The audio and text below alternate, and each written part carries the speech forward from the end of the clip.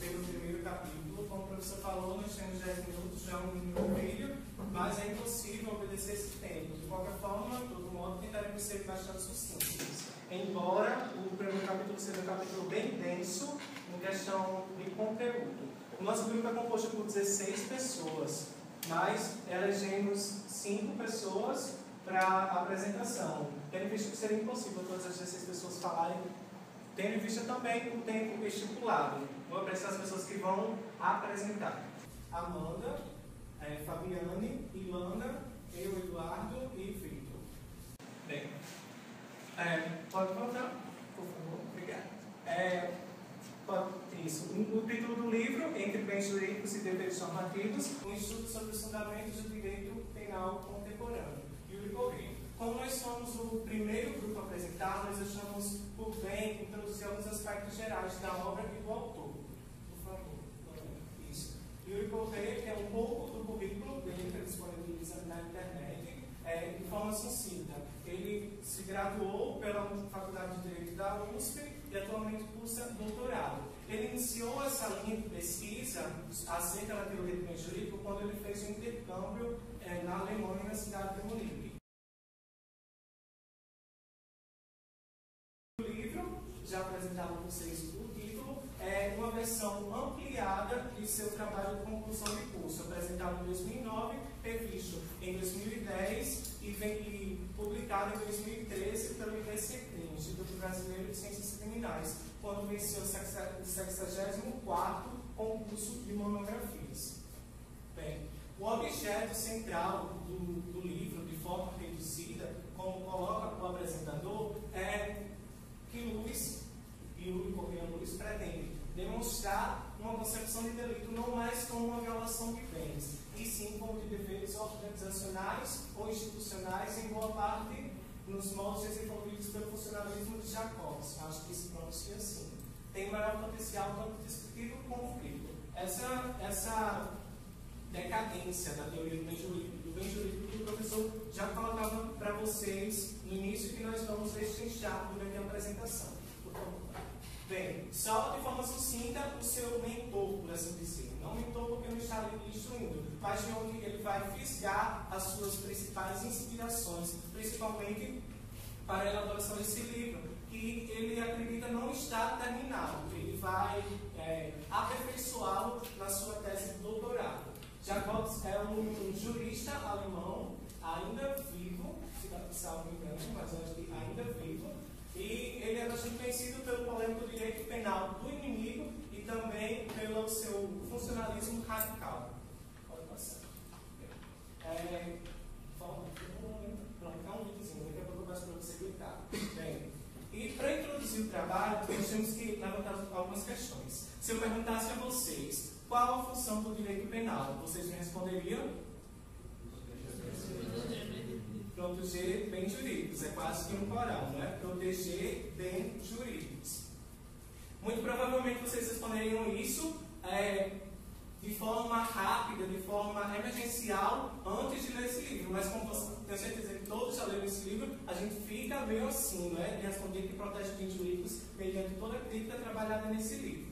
De qualquer forma, a crítica ao bem jurídico é uma crítica que vem sendo muito trabalhada na doutrina brasileira, em artigos, em livros, mas a diferença do livro de Luz é que ele, de forma contrária à Maré, ele não se contenta apenas em formular comentários acerca das proposições já feitas por outros estudiosos, mas ele pretende também criticar de forma mais incisiva a teoria do bem jurídico como insuficiente para dar todas as respostas ao direito penal contemporâneo, frente à sua tendência de expansão. E a gente vê a normatização de crimes de perigo, leis penais em brancos e tudo aquilo que vai contra a maré da que seria a teoria do bem jurídico em seu início.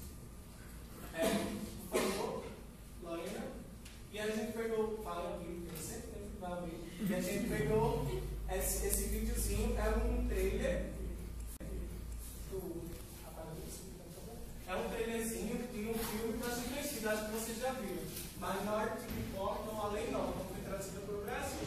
E ele trata justamente de uma sociedade fictícia do ano de 2054, onde se une crimes futuros. Ou seja, a pessoa não chegou nem a pensar em cometer o crime, mas ela já é presa e ela já vai cumprir pena por aquele crime que ela cometeria no futuro.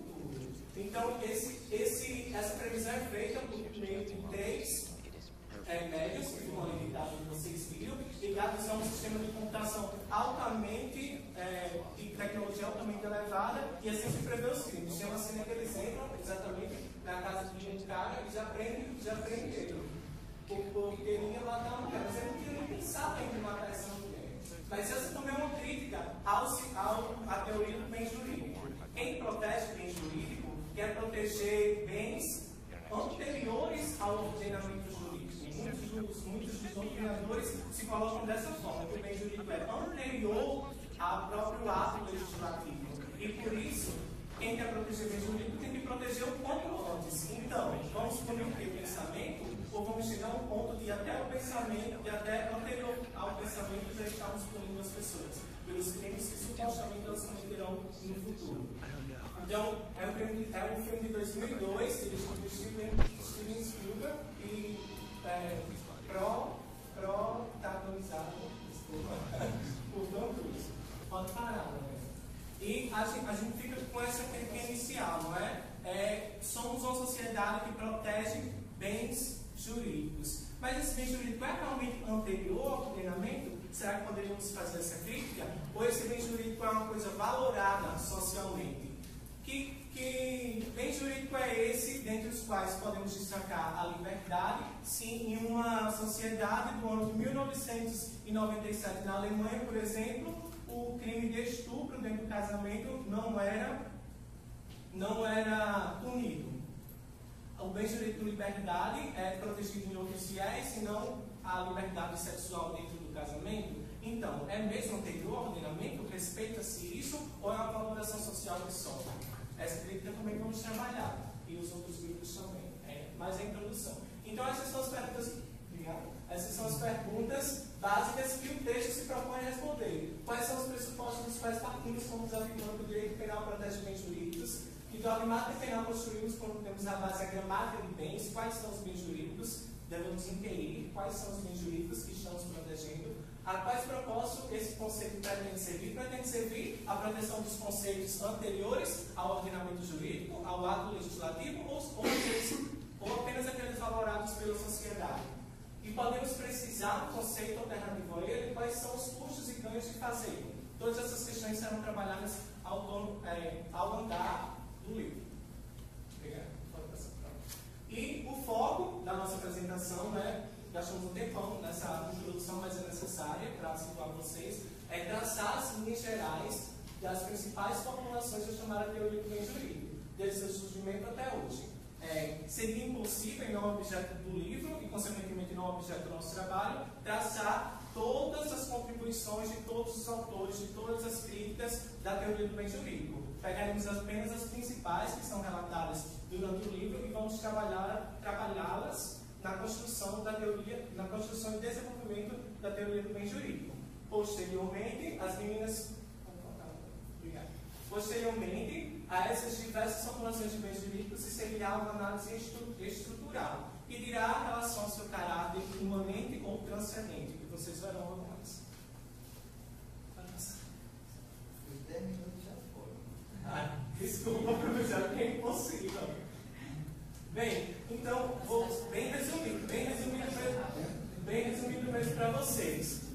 Para chegarmos à teoria do bem jurídico em si, nós temos que discutir qual era o paradigma anterior, ao que ela se contrapõe, o que é que tinha antes que fez com que ela surgisse. Então, quando olhamos o paradigma anterior à teoria do bem jurídico, topamos com um teórico, também jurista alemão, chamado Feuerbach, que viveu durante essa época aí. Ele fez uma proposição de conceito material de delito. Ou seja, ele dizia que o delito era uma lesão a direitos subjetivos. Não existia a ideia de bem jurídico.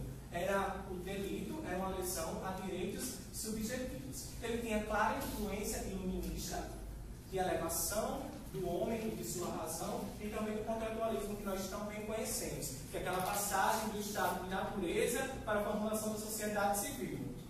Ok? Bem rápido para vocês. Bem, e as consequências dessa formulação de delito como lesão a direitos subjetivos é a limitação, ele tendia a limitar o jus puniendi, acho que se fala assim, que é o poder punitivo do Estado. Por que ele fez isso? Porque ele queria dar um conceito material ao delito. Não existia nada nada de tão expressivo que consta no livro que dizia respeito ao conteúdo material do delito. Então, o Weber coloca que seria uma ofensa, que seria um ataque aos direitos subjetivos. Então, aí ele já coloca uma certa